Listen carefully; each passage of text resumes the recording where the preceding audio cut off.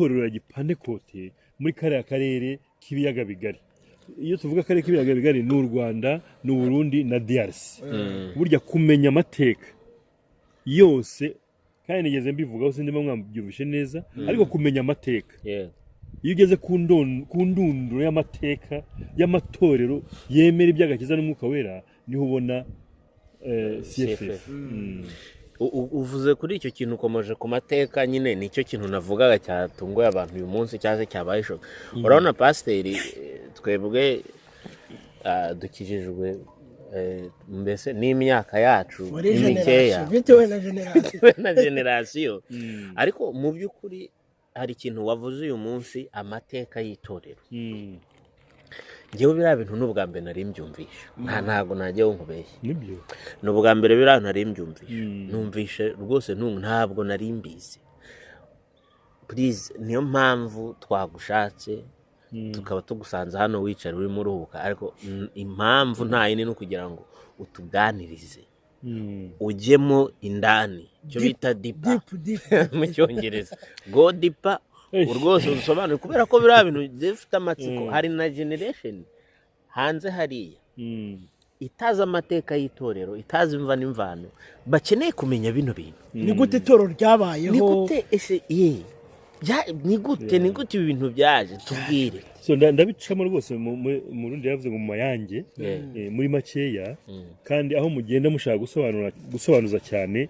muhansobanuza gusa icyo nshaka kubabwira ni iki ngiki. Impamvu abantu batamenya amateka neza iya mbere nuko abirabura ntitujya twandika ntago dukunda kwandika. Icyo ni kimwe kandi ikindi ntidukunda gusoma. Niyo mpamvu bavuze ngo nimba ushaka guhisha ibanga umwirabura byandike mu gitabo.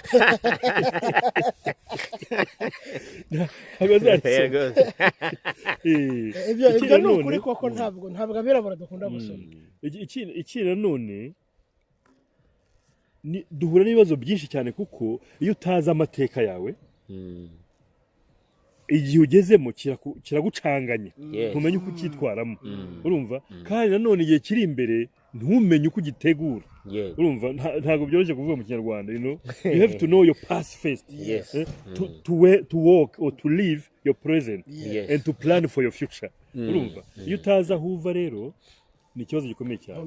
Tumenye iyo ugeze tumenye n'iyo ujya. Niyo mpamvu amatorero menshi mu karere k'ibiyaga bigari u Rwanda u Burundi na Congo usanga harimo ikintu cyitwa fear ubwoba no trust ntibizerana ntibagira bate kuko nta gihe bafashe cyo kwicara ngo biga amateka yabo urumva bayamenye neza bamenye ubu ngubu icyo bagomba gukora n'iki Imana bashakaho mu gihe kiri imbere. Ubwo rero mu binsabye ndabicamo nihuta kandi ahantu mwumva mudasobanukiwe murahansobanuza. Mu by'ukuri ibyo naganiriye abantu uyu munsi muri CFF bijyanye n'amateka y'itorero ni ibintu Imana yashyizemo ubwo nari mvuye muri Mozambique muri CFF kuko kirya gihe naje nari nafashe bus naje ntago nagiye n'indege kuko nashaka kugenda na bus kugira ngo nyure kuri kiraro gishyashya n'iriya mihanda mishyashya nyimenye nyenjoyinge urumva nkunda cyane kugenda na bus ndeba nature kurenza gufata indege. So no mu gihe nari ngarutse mpindukiye n'urugendo rw'amasaha 10 nagiriwe ubuntu bw'uko nafashe akanya just to meditate gusenga ni muri basi gutekereza kuri byinshi Imana imanura muri ngewe iki kintu nabaganirijeho numva kiraremere kirakomeye. Telefone abasaza na telefone zigira inshuti muramuzi cyane naramutelefone ndamubaza ibi bintu nabonye bimeze gutya niko biri urumva uvuze pastor zigira inshuti zigira inshuti ndamubaza kuko nashaka no gutelefona kuvuga n'abandi bapasiteri b'abasaza murangi ngo andangire mbese urumva mbimusobanuje ati ibyo niko biri mbo i Burundi pasiteri uriya musaza Mathias nawe ndamubaza ntimbwira amatorero n'ikintu cyati rwose nzagushakishiriza information ariko ibyo bintu bivuze nanjye ndabyumva gutyo urumva telefone abasaza muri Kongo babanye na pasteur Mberembe abamuzi urumva yavuze ubutumwa cyane ndababaza nabo bakonfirminga ibi bintu Imana yanyeretse noneho sohoka muri cya kintu cy'abirabura batandika ndatangira ndandika ku buryo ngiye gusohora igitabo reka rero mbicemo muri makeya nababwiraga ahantu iki kintu cyavuye.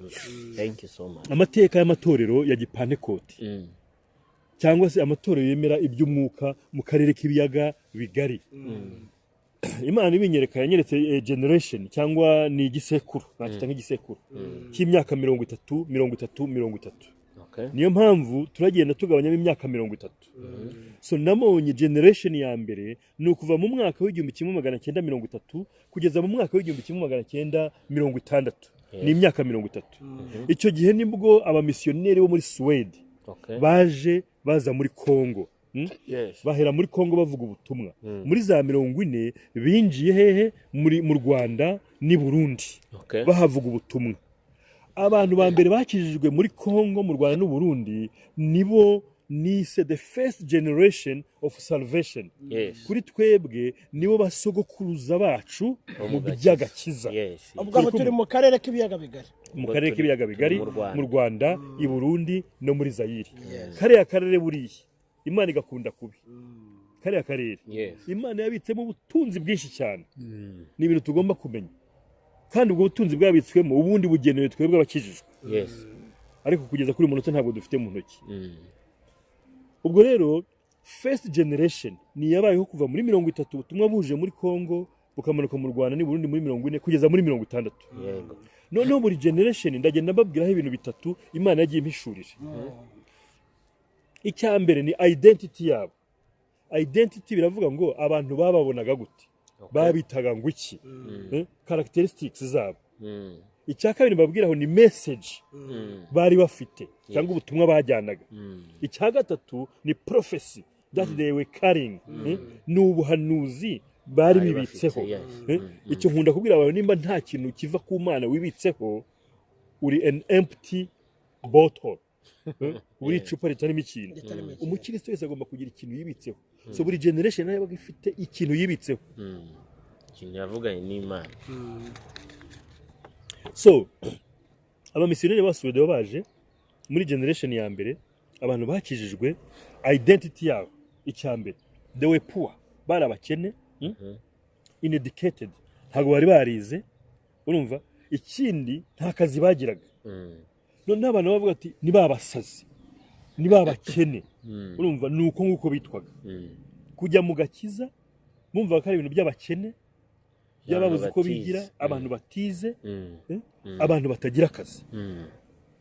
Noneho ndashaka kubyinjiramo cyane impamvu bari abakene cyangwa batarize. Nuko abakoroni icyo gihe ntago bumvaga bari abaswedwa baje, bari abavuye muri kariya gace. Abakoroni twari dufite bari bavuye hariya muri za Germany, urumva? Dufite n'abangaba ba Belgium, urumva? Ntago bumvaga zire influence zivuye muri Sweden. Ubwo abayobotse ibintu by'abaswedwa nta mwanya bari bafite. Mugomba kumenya ahantu byavuye ibi byose, bituma akazi n'iki byose baba neglected.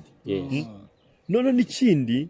insengero bari bafite ntago zajyaga ahantu hose hateganyirijwe ibikorwa by'amajyambere. Abashakaga urusengero baba bajugunyaga kure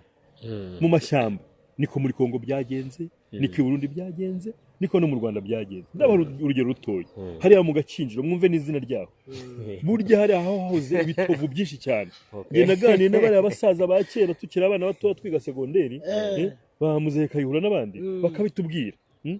Babohereje hariya nko kubajugunya mu mujyi hariya, uzi ko hari impyisi ku muhima, hari haruguru ari ibitovu byinshi n'ibiti by'intuza by'amahwa, nibagiye ukuntu babyita. Urumva byari ibintu by'ibiti bigira amahwa, by'ibirabo bigira amahwa, bifite ibirabo bifite amahwa. Nanjye yewe no muri za 80 byari bigihari. Niho babajugunya bati hariya mu Gakinjiro abantu banyura bakabakinja, tuhajugunya abo bantu azabakinjireyo. Ubwo twari tukiri kuvuga kuri identity uko abantu bababonaga. None ndagira ngo tuvuge ku butumwa iyo generation ya mbere yari ifite, yo muri 30 kugeza muri 60. Ubutumwa bari bafite ni ubutumwa twita bwitwa gospel salvation. Urumva?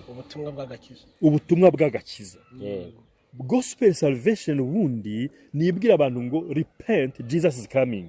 Mwihane, Yesu araje.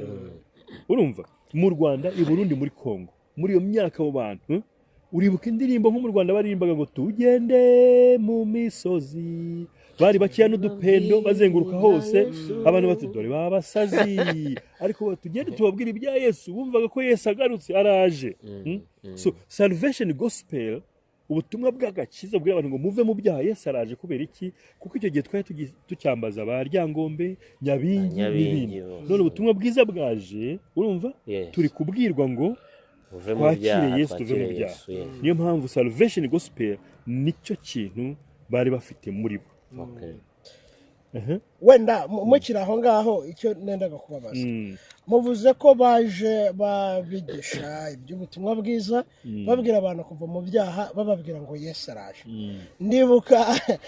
tubyiruka natwe baratubwira ngo Yesu araje ngo ari ku irembo ndetse n'indirimbo twajyaga dukunda kuririmba ngo ku irembo ngo Yesu ari ku irembo na bugingo n'ubu ndacyategereje ntabwo araza.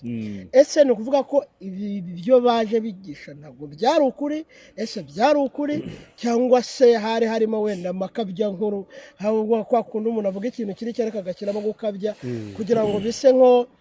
gutera abantu ubwoba ko nibatihana bashobora gupfa batihariye kuko Yesu ari ku irembo. Urabona byari ukuri.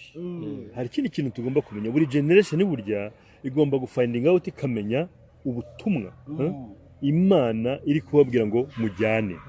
Byari ukuri kuko Yesu araje kandi naho yatinda urupfu narwo rushobora kuza umuntu agomba guhora yiteguye sibyo bangu y'urupfu rwaje ku muntu bisobanuye ko Yesu aba yakuzi aho turahagarukaho tugeze kuri generation ya kabiri none tujya kuri prophecy cyangwa ubuhanuzi iyo generation ya mbere yari yibitseho n'ubuhe urumva Imana yarababwiraga kubera igisuzuguro bari bafite n'iki Imana yabahaye ubutumwa irababwira ngo I will bring educated people nzazana abize nzazanamo abakozi nzazanamo aba businessmen urumva kandi insengero zizakwira hose nta gasozi kazaba gadafite urusengero. Ubwo buhanuzi abanyarwanda b'icyo gihe bari bafite abazayirwa n'abarundi b'icyo gihe abo nise first generation of salvation cyangwa se basogokuruza mu byo kwizera mu karere k'ibiyaga bigari hagati ya 30 na 60. Noneho reka tujye rero kuri second generation urumva second generation of salvation ubwo nababwiye ni periode y'imyaka 30 ubwo ni hagati ya 60 na 90 igihumbi kimwe magana cyenda 60 n'igihumbi kimwe magana cyenda 90.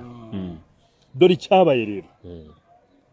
nuko bwa buhanuzi bwo muri first generation bwasohoye muri second generation Imana yababwira ngo nzabohereza abize abakozi ba leta abarimu abanesa abacuruzi bazaza kandi bakizwa. Imana se yakoze iki yasutse ububyutse mu mashuri Imana ari umukozi w'umuhanga abo bize se yagomba kubazanira izi yuko kuko igihe cy'Imana n'icyacu kiratandukanye imyaka igihumbi kuri twe ku Mana n'umunsi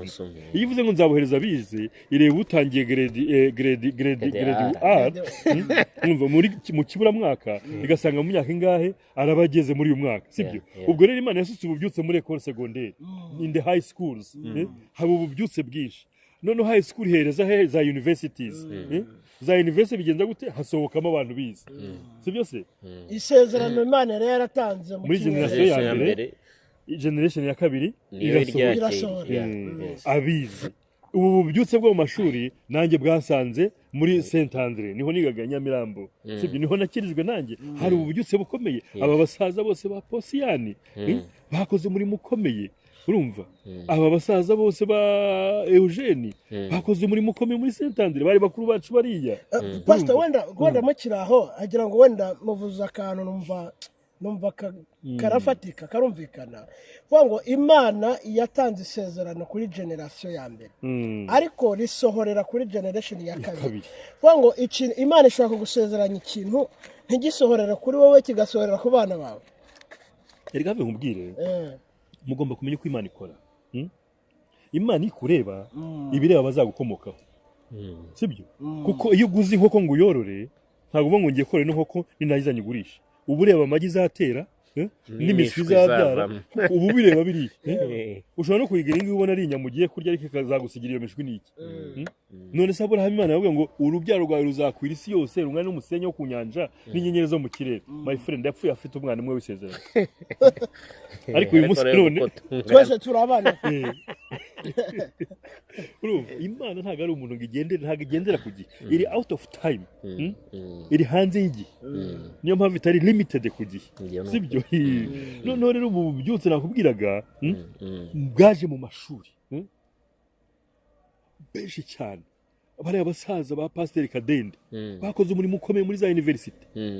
mu mashuri n'abandi benshi cyane ndi kubabwira abo muzi ko hari benshi cyane ngenzi mu mutazi abo twitaga baga PS abo bose abo muri generation za kera twe tutazi abo bose bakoze imirimo bakaza muri high school bari muri za university bakadusanga muri high school ubu byose bukwira hose none habarangiza high school na university kira bageza high school ukabona akazi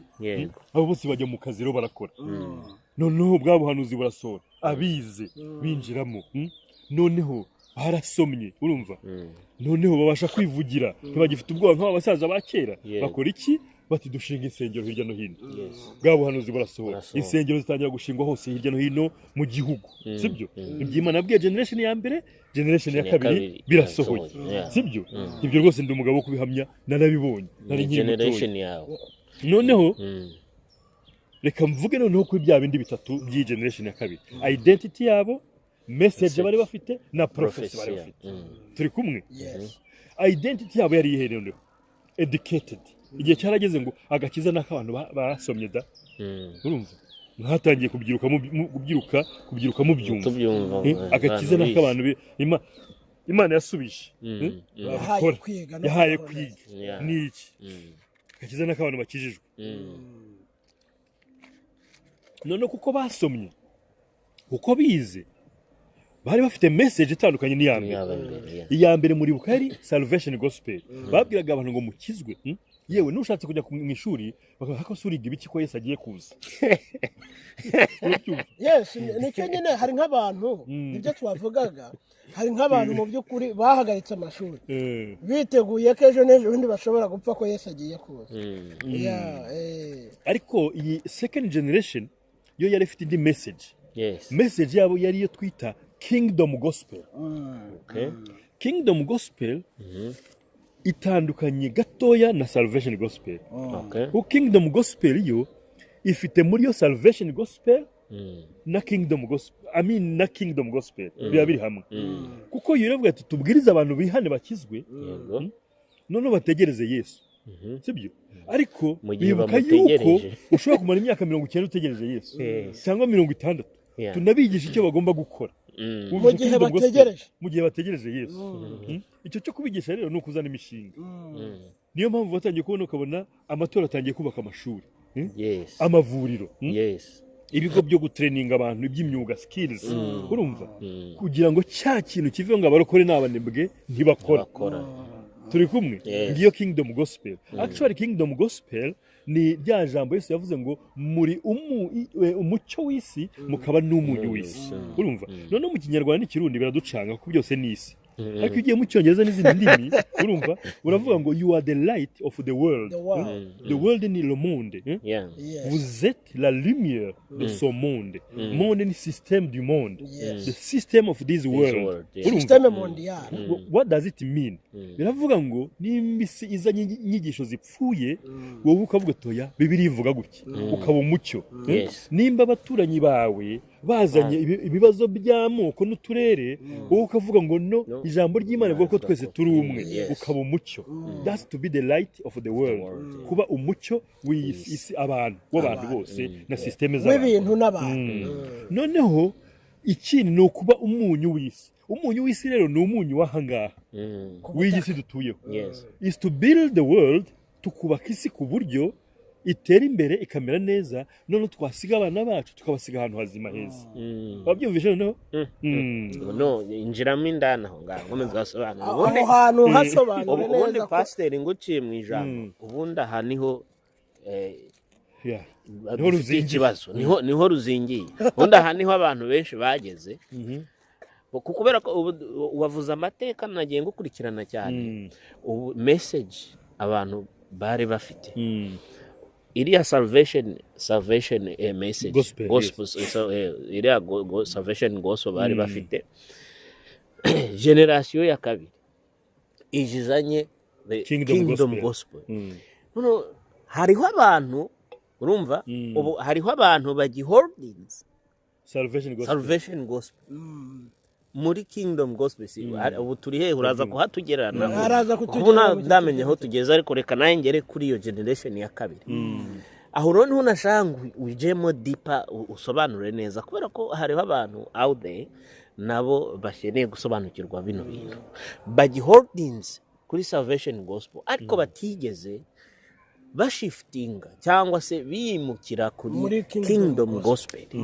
aha hano hantu injiramo neza cyane basobanure neza n'umumaro waho yes n'umumaro thank you dukorekeje na bibiliya sibyo ino generation ya kabiri yari imaze kwiga no gusobanukirwa yes iravuga iti no turabwiriza abantu kwihana sibyo ariko ntago bagenda ngo bifate neza gutya yes barihana bakizwe ariko bajye no hanze bakore yes urumva kuko gukora n'umugisha reka mbizemo tujye mu itangiriro sibyo Adamu na Eva bamaze kugera muri Eden Garden muri jardin ya Eden muri yangobyi ya Eden sibyo batarakora icyaha Imana yabwiye ngo mugende mwororoke mukwirisi kandi muyikorere go and manage the world yes ntago burya bagombaga kwicara ngo yicare mu giti cy'intuza cya avoka yasame avoka yimanure yitonore yishyire mu kanwa oya bagombaga kubikora bagombaga kuhakorera bagakorera ibiti bakazisoroma kuko Imana idushyira mu isi yavuze ngo mugenge ibintu byose be the manager take mwite kuri ibi urumva sibyo noneho bamaze gukora icyaha havumwe iki ubutaka havumwe ubutaka muzaniye isi kuvumwa naho ziyana yarabiririmbye ntago havumwe umurimo havumwe ubutaka yes umurimo niyo mpamvu umuntu nakuvuga ngo ni umurokore ariko akaba ari umunebwe adakora ntago ari umurokore agakiza ke karimo ikibazo ntago yigishijwe kuko na Paulo twigisha cyane yavuze ngo udakora ntakarye my friend umuntu udakora naza mu nzara ntuzamugaburira ntuzamugabura you gonna be promoting lazy people nibyo none pastor mukira aho ngaho ko hariho abakozi b'Imana benshi kandi batandukanye wenda n'abadukurikira bo harabo bagiye baza ukumva umuntu aravuze ati ngiye Imana yambujije gukora ngiye Imana yambujije gukora yarambwiye gusa ngo nge nigisha ijambo ryayo kandi wakurikirana background ugasanga n'ubundi mbere yo kumubuza ntacyo yari afite yakoraga so abo bantu bo iyo uvuze abakozi b'Imana ni ikintu gikomeye cyane n'indi story abakozi b'Imana turabubaha cyane urumva ku buryo ariko ntubarenge kubera ko nawe uri pastor nawe ukuri ugomba kudufasha kugira ngo hari igihe avuga gutyo ari ibanga afitanye n'Imana ahubwo icyo namugiraho inama ajya bigumana mu mutima kuko ashobora kubibwira abantu nkamwe mukaba confused mukayoberwa nawe ugashaka kumubwira ngo reka nanjye ne gukora mbeho nkuriye Imana nanjye yarabimbwiye ariko ndagira ngo mbabwire ni gukora urumva gukora ni ikintu cy'ingenzi gukora ni ingenzi bityo rero iyi second generation yavuze ngo tuzabwiriza salvation gospel abantu bihane bakizwe ariko tubibutse yuko ari sort of this earth hari ikibazo gikomeye cyane twe abirabura twahuye nacyo urakura wamara gukura wajya kuva mu isi ushaje abana ugasiga ntacyo bafite kuko ntacyo wabateganyirije nabo batangira akagira imyaka 40 biterwa nuko nawe ntacyo bagusigiye nawe ntacyo bagusigiye akagira imyaka 50 nibwo atangiye gutekereza inzu yo kuri yabona inzu urumva kubera iki kuko dufite ikintu cyitwa nk'ubunebwe nta mwanya wo gukora tugira ngo dukore planning dukore ariko wareba andi moko hirya no hino ugasanga bo kugira imyaka 18 baraguteganyirije kuri konti harayo bakubikiyeho niki noneho wowe watangira urugendo rwawe uri umusore ukaba ugeze kuri uru rugero wamwirabura we ahera ahangaha burya kumva ari munsi yawe sibyo ariko mbabwire nk'ubu amatorero yacu agiye akora akigisha abantu gukora tugakora ku buryo twe dusaza abandi bagiye kudusimbura ku murimo bafite za miliyoni mu makonti zo gukoresha aho bazahera ubutumwa buzakwira hose mu mwanya mutoya niyo mpamvu gukora ari ingenzi urubyiruko aba generation mwabyumvishe ko tugomba gukora cyane kugira ngo tutazasiga abana bacu ahabi gukora n'umugambi w'Imana gukora n'umugambi w'Imana gusenga ni byiza no kuba mu rusengero ariko ukanakora tukabwiriza ubutumwa ariko tukanakora basi iyo ni message ikomeye cyane uhaye generation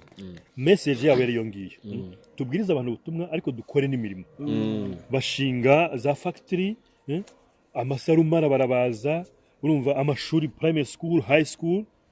even za university ndumva bari bageze no mu gihe cyo gutangira ubu ngubu cyo kuvuga ati dushyiraho na za banke urumva kandi bafasha n'abana babaha amafaranga yo kujya kwiga za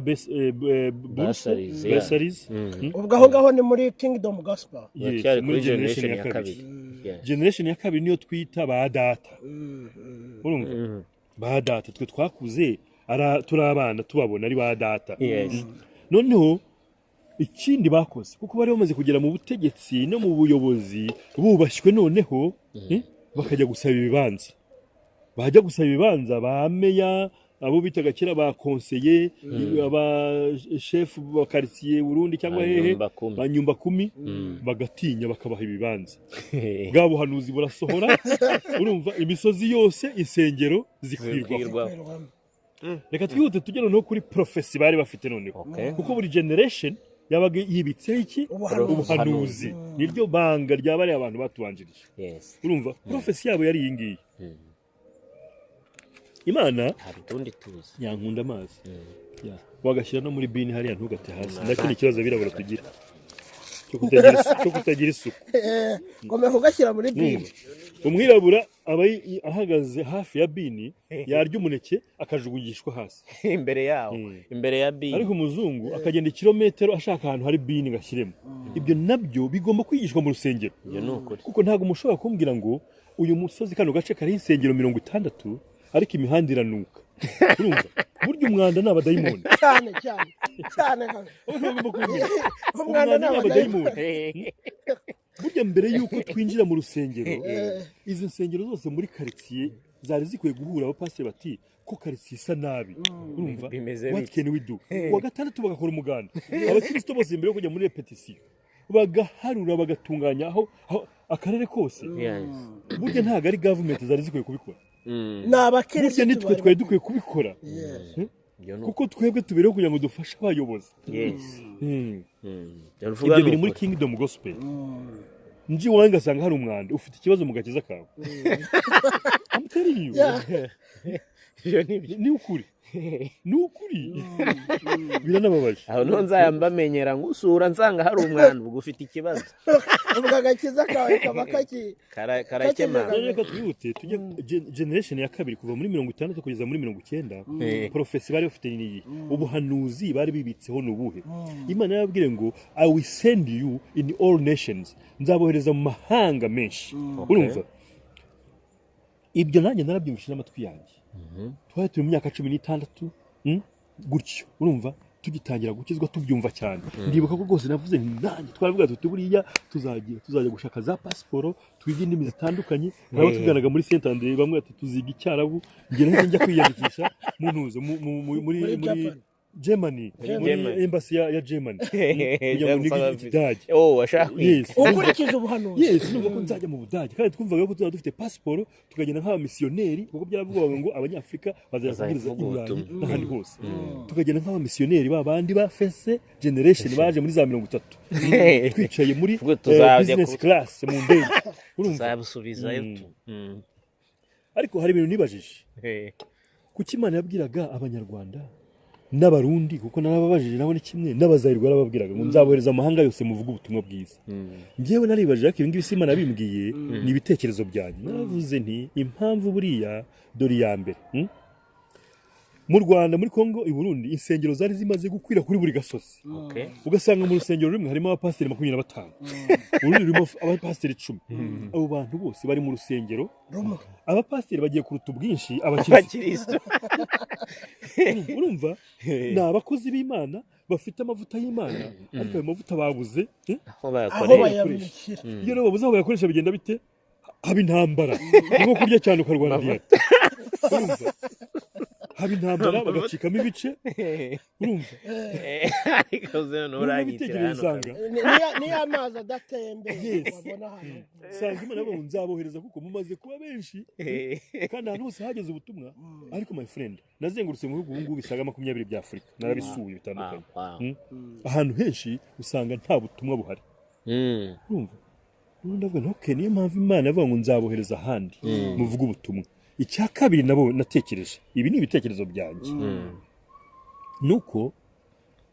abanyarwanda abarundi n'abazayirwa iyo bakijijwe bitandukanye n'ibindi byose bagakurikira Yesu ariko ibihugu byinshi ugerayo ukabona ni confusion ukagera ugasanga umupasiteri wakijijwe rwose pe na za ndimi akazivugamo ariko hari inyuma ugasanga afite abagore batatu ba girlfriend undi ukabona yakijijwe ariko inzoga yaranze kandi hari igihe wenda ntekereza ko byaba bitaranze ahubwo wenda biterwa na discipline yabo wenda kuri we akaba atari icyaha aho naho wenda muraza kuhagera mu dusobanurire urabona sibyo ntago nzi yuko hari umukristo wavuga ati discipline yacu ntitubuza kunywa ku kayoga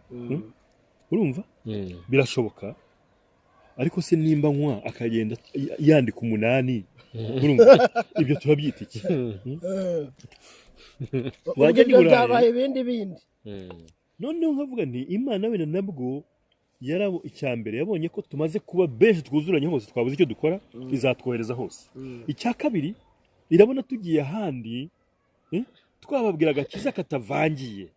pure salvation bakatwigiraho nabo bagahinduka by'ukuri numvaga ari ibyo ngibyo imana wenda iri kudushakira noneho rero hari icyo nshaka kuvuga tumaze gusoreka turi gutekereza ngo dushaka amapasiporo tujye kwiga indimi abatubanjirije ba data mu gakiza ya second generation muri 60 kugeza muri 90 hari ikintu bananiwe they failed to send us bananiwe kudutraininga ngo batwohereze mu mahanga kuko nibo bari kudutraininga as a missionaries and then they apply passport for us and they send us bakatwohereza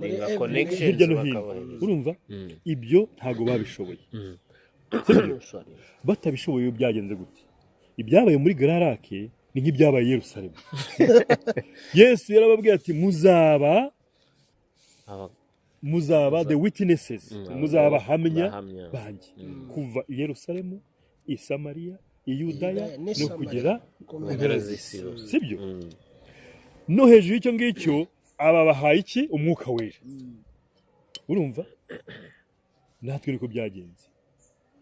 yarabitubwiye asuka ububyutse abantu buzura umwuka wera mwemu yera impano zirakora urumva ariko ntitwagenda i Yerusalemu Yesu yakoze iki persecution akarengana nabyo abantu nta kundi nabagenza urumva baryohewe n'indya hano hantu ashyiramo inkoni aradira sibwo Filipo yahise akubitana n'umunyafurika bari guhura se yajya kubitwa ngo yiruka nkahunga ntabwo bari guhurira sibwo yamubwirije umwetiyopiya yazana ubutumwa bwiza muri Afurika urumva n'abandi barazenguruka i Burayi burahagera ubutumwa bugera hirya no hino natwe rero aba ba data second generation ntago bigeze badutegura ngo tugende imana igira gute yemera ibigomba kuba biraho none se pastor mukira aho ngaho mushatse kuvuga ko wenda ku bintu byagiye biba mu bihugu bitandukanye byatumenye ababituyemo batatanira hirya no hino byari umugambi w'Imana wo kugira ngo ubwo buhanuzi busohore umva nkubwire ibi turuganaho ni ibintu bikomeye ariko ndagira ngo ikintu kimwe ikintu cyose kiba mu gihugu abantu responsable bambere bakwiye no gufungwa n'abakirisitu kuko nitwe dufite urufunguzo iyo tutabaye umucyo uko bikwiriye isi yose irarwara kuko isi iri mu mwijima iyo umucyo wacu tuwuhishe ntituwumurikire isi ngo ibone ntitujye hanze ngo tuvuge ukuri bigenda bitese isi yose irarwara iba mu mwijima ibibazo bikaba urumva niyo mpamvu nguze kuvuga ni churches in the great religion they were like a sleeping giant bavuga ko turi 80% turi 80%.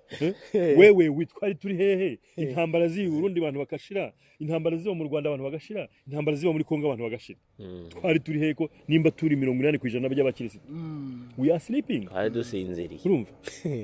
niyo mpamvu nitwe responsable amatora y'abakirisitu urumva noneho rero intambara ziraba ibyago biraba abantu barapfa abantu barashira muri za 93 i Burundi abantu barashize 94 genocide mu Rwanda muri Kongo birakomeza abantu barashira urumva ariko ijambo ry'Imana rivuga ngo byose bifatanyiriza hamwe kugira gute turemera ibyiza nubwo bimeze gutyo ntago bibuza imigambi y'Imana gusohora icyabaye rero ni iki nuko mu gahe gato cyane ku isi yose abanyarwanda abarundi abazayirwa nta gihugu batarimo ni ukuvuga ngo bwa buhanuzi bwa second generation bwa badata bwasohoreye kuri generation ya gatatu ariyo twebwe turi kumwe aho rero niho dushaka kumva wenda dusa nk'abagenda begera umusozo aho niho dushaka kumva neza Imana rero yarabisohoye abanyarwanda abarundi abazayirwa turi hose hehe ku isi urumva so reka mbabwire kategori z'abanyarwanda abarundi n'abazayirwa bari ku isi ndahera kubo twita economic migrant sibyo hari abajya gushaka iyo bweze bavuga ati reka njye gushakishiriza mu mahanga urumva akajya kwishakishiriza imibereho sibyo hari international student hari abava mu bihugu by'u Rwanda Burundi Kongo bagiye kwiga mu mahanga bafite buruse za leta n'iki sibyo hari abadiplomat bakorera leta za leta zabo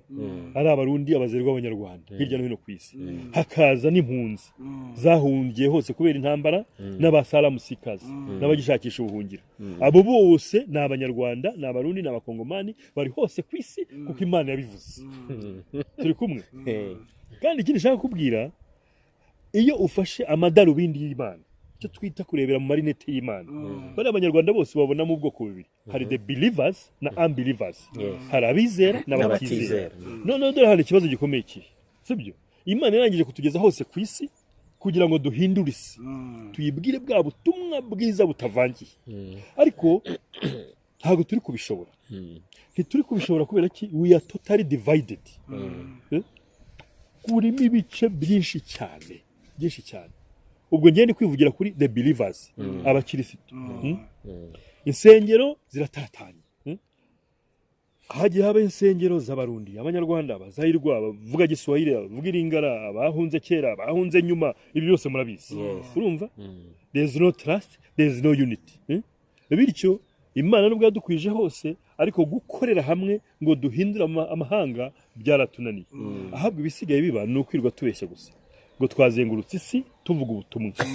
urumva basanga dusomyeho umuvuga butumwa mu Rwanda cyangwa i Burundi akajya mu bihugu nka 15 byose ajya kubwiriza mu banyarwanda gusa cyangwa abarundi gusa cyangwa abazayirwa gusa avuga ururimi rw'iwabo gusa yasubira mu gihugu akavuga ngo Imana yantumye mu mahanga atandukanye mvuye mu mahanga atandukanye kubwiriza amahanga kandi yabwirije abazayirwa gusa asubira muri Zaire cyangwa yabwirije abarundi gusa asubira mu Burundi abwiriza abanyarwanda gusa asubira mu Rwanda turi kumwe kubera iki turi kuferinga kuki biri kutunanira nuko twese Imana yohereje mu mahanga natwe ntitwabashije kujya mu banyamahanga ariko iyo tuza tukajya mu banyamahanga tukababwira wa undi uvuye mu Rwanda cyangwa i Burundi araza tukamujyana muri b'abanyamahanga cyangwa se muri Kongo akababwiriza nawe agasubira avuga ngo nageze South Africa mbwiriza abazuru bava mu mihango yabo ya gakondo ariko araza South Africa akabwiriza mu kinyarwanda abwira abanyarwanda agasubirayo ahubwo vuga ati Imana yanzengurukije isi ndi amahanga narayazengurutse yarabwiye bene wabo mu rurimi rwabo so ikibazo gikomeye rero ni unity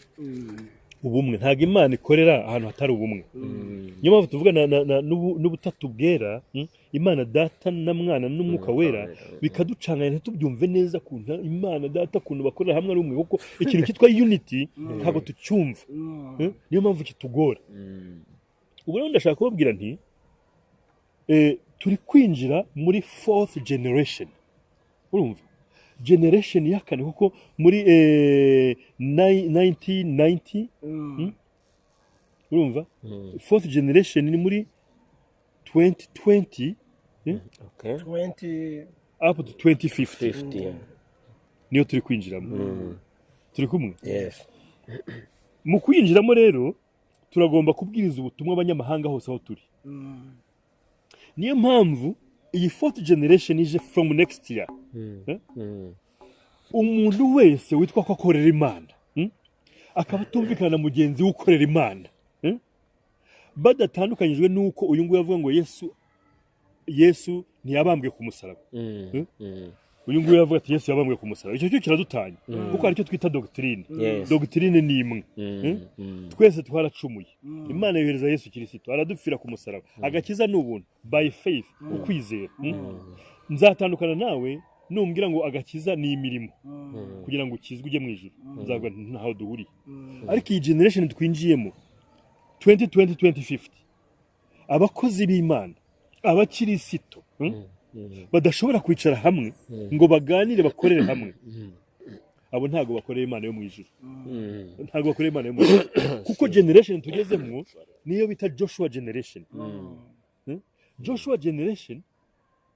Joshua ajya kwambuka Yorodani n'Abisirayeli Imana yabwiye ngo zana abatambyi 12 bikorera isanduku y'isezerano bakandagire muri Yorodani bambuka igihe uwanyuma yakandagiyemo bose bamaze gukandagiramo Yorodani yaratandukanye bivuga ngo network to work together gukorera hamwe igihe cya Mose cyararangiye ubwo Imana yamubwira ngo fata inkoni niwe wenyine yabwiye afata inkoni inyanja yigabanyamo kabiri barambuka ubu rero ntuzabasha guhindura uyu mujyi utuyemo udakoranye n'andi matorero ntibishoboka kuko n'aya makampani ya communication nayo ubwayo urumva ubasiga akorera hamwe ukavuga ngo MTN na Tigo ngo buriya birarwana byarwanye ryari ahubwo ko byicara bikavuga ngo turabigenza gute ngo twattracting abantu dukurura abantu okay MTN uyu mwaka uzana akantu gashyashya bakwirukanyireho umwaka utabikongera bikicarana Tigo uzana akantu gashyashya ngewe ntuze gato nawe bakwirukanyireho kwanza mu igiciro gutyo giye gutanga free bakina n'amahinde z'abantu nicyo gihe tugezemo natwe rero ntago waba uri utuye muri uyu mujyi uri itorero uvuge ngo Imana yantumye guhindura no mujyi wenyine ibyo byararangiye wicare n'abandi ba pasteri muri mu matorero atandukanye ariko mwese muri ingingo z'umubiri umwe z'umubiri wa Kristo none ibyo turimo rero tumeze nk'abasazi urumva kuko reba nk'amaboko yanjye ubu mbonye ndi nkubita gutya uyu muntu umusazi ubu kuboko kuri kurwana no kunguka sibyo ni umurwayi none n'amatorero bibone ngo ndi itorero rya Kristo ariko sinavugana niri n'abasazi barwana abantu badakijijwe tubona baravuga ati barasaze ni ukwirwanya ukuguru kukugendesha uri kugukubita urumva kandi twese ngo turi ingingo za Kristo so twinjiye rero powerful message ni message so iyi generation ya gatatu yabwiye yuko izahindura amahanga deja mwagiye mu mahanga uburo hinjiye generation yo guhindura amahanga bya bindi byabwiwe muri ya generation ishize mugiye guhindura amahanga niyo mpamvu message twe dufite ubu ngubu turi kubwira abakiri batoyi nabo turi kubyara bazadukurikiraho ni unity ni ukubumwe mugakorera hamwe mugafatira strategy hamwe kugira ngo mubashe guhindura amahanga ngibyo rero ni byinshi cyane ufite ibintu byinshi pe kandi biryoshye no kumva bikomeye umuntu yumva kumva arize kumva numvisha ikintu gishyashya ariko turamutse dukomeje kubivuga ntabwo twabirangiza atangiye no gukonja ngiye nta nije keke nazanye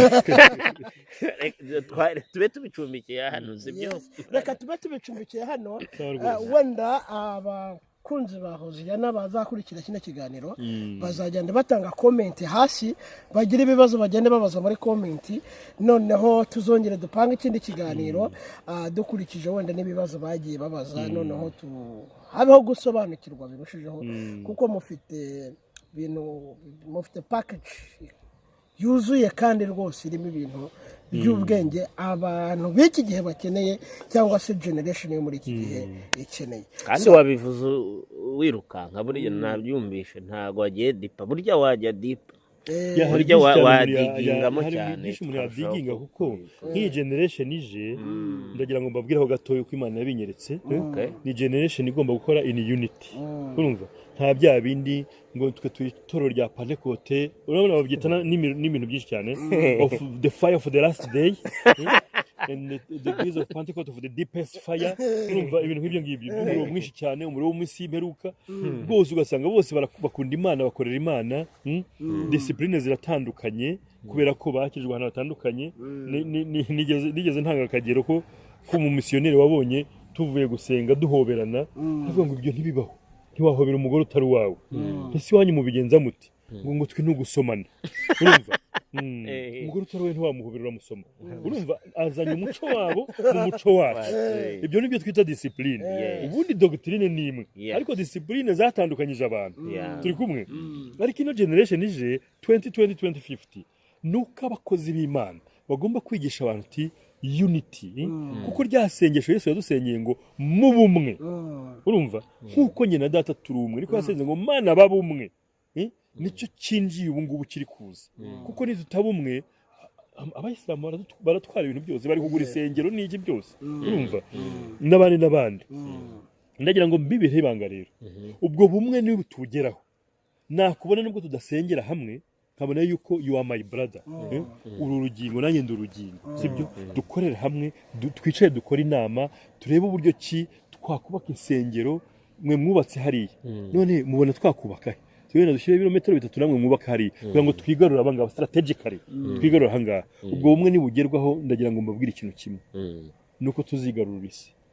ariko reka ngaruke mu karere kacu kuyaga bigari tuzigarura karere abakirisitu karere karimo ubutunzi bwinshi cyane bugomba gukoreshwa n'abana ba kariya karere k'ibiyaga bigari urumva kandi abantu babasha kubimanaginga neza n'abantu bafite kirisitu by'ukuri urumva n'abantu b'umucyo w'iyisi n'umunyu w'iyisi noneho koko ubukungu tukabwenjoyinga muri kariya karere twese urumva kuko Imana igiye gukoresha abakozi bayo government zayaziza gusanga abapasteri zibagisha inama tugiye kugaruka muri cya gihe cya kera urumva ndavuga nyuma ya 50 ibizakurikiraho tuzagaruka muri cya gihe cya kera cy'abami bazaga gushaka abatambyi bakababaza n'abahanuzi ngo Imana iravuga iki ariko uyu munsi wa none nta mu president wajya gushaka abapasteri ngo Imana iravuga iki kandi duhora mu nkiko duhora muri kote turwana aba president aba ministre cyangwa abandi aba parliament yaza kutugisha inama turwanira mu senge ntago bishoboka ariko niba babona our unity the power of God will come down ubwenge buva mu ijuru bumanuka ko dukorera hamwe none baze bagisha inama Imana yaduhaye responsibilities zo kuyobora ibihugu dubigenze gute tukababwira inama ziva mu ijambo ry'Imana kandi tuyobowe n'umwuka wera ngibyo bigiye kuza Imana ibaho umugisha rwose pastor reka tubashimira cyane Imana akoze cyane turashimira umuyobozi wa CFF ku isi Pastor Tito Haguma niwe warimo tuganiriza leave the comment below nimba ushaka kumenya byinshi cyangwa se ufite ikintu ushaka gusobanuza zongera tumushake n'ubundi asubize ibibazo byanyu murakoze cyane Imana ibahe umugisha